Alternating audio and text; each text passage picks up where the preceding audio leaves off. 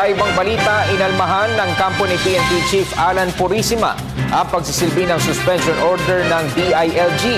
Kaugnay nito, nasa ilalim na ng pangangasiwa ng OIC ang pambansang pulisya. Samantala, naghain na ng petisyon ang kampo ni Purisima sa Court of Appeals para ipatigil ang naturang suspensyon. Narito ang ulat ni Alvin Baltazar. Pinalaga ng mga abogado ni PNP Chief General Alan Purisima ang tangkang pagsisilbi kahapon ng DILG sa preventive suspension order ng Ombudsman laban sa General. Paliwanag ni Attorney Christopher James Purisima, wala sa tamang proseso ang pagpapatupad ng DILG sa suspensyon, gayong wala naman anya sa ilalim ng administrative supervision ng PNP ng DILG, kundi nasa National Police Commission o NAPOLCOM.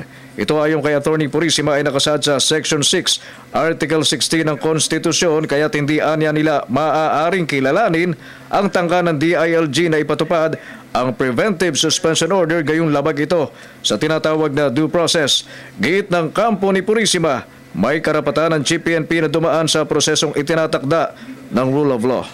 In accordance with the Constitution and statutes, that the PNP is under the administrative control and supervision and jurisdiction of the NAPOLCOM, not the DILG. Yun lamang po ang sinasabi natin. Walang intensyon si Chief na suwayin ang utos ng Ombudsman. Ang nais lang po naming sabihin, at yun lang po ang sinasabi namin sa press statement kahapon, na kung sa amin lang po, dapat po NAPOLCOM ang nag-implement ng preventive suspension order. Paglilinaw naman ng pamunuan ng PNP, walang kalituhan kung pag-uusapan ay sa kung sino ang kanilang pinuno sa pulisya. Ang OIC na si Deputy Director General Leonardo Espina ayon kay PNP PIO Chief, Police Chief Superintendent Wilben Mayor ang in command sa pambansang pulisya ngayon at official communication na lamang ang kanilang hinihintay.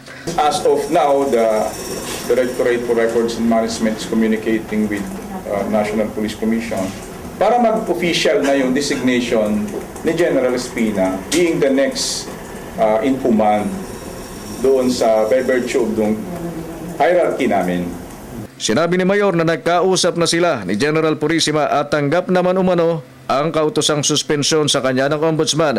Kung may legal battle man anya ang Chief PNP, ito ay personal na hakbang na ni General Purisima at wala nang kinalaman dito ang police institution. As per pronouncement nga ng ating Chief PNP is that in-acknowledge niya yung utos ng suspension. Iba yung proceedings dito sa PNP organization, iba yung proceedings na ina-avail ng ating Chief ng Philippine National Police. He is availing that particular remedy as an individual, as a person. Para sa Telebisyon ng Bayan, Alvin Baltazar.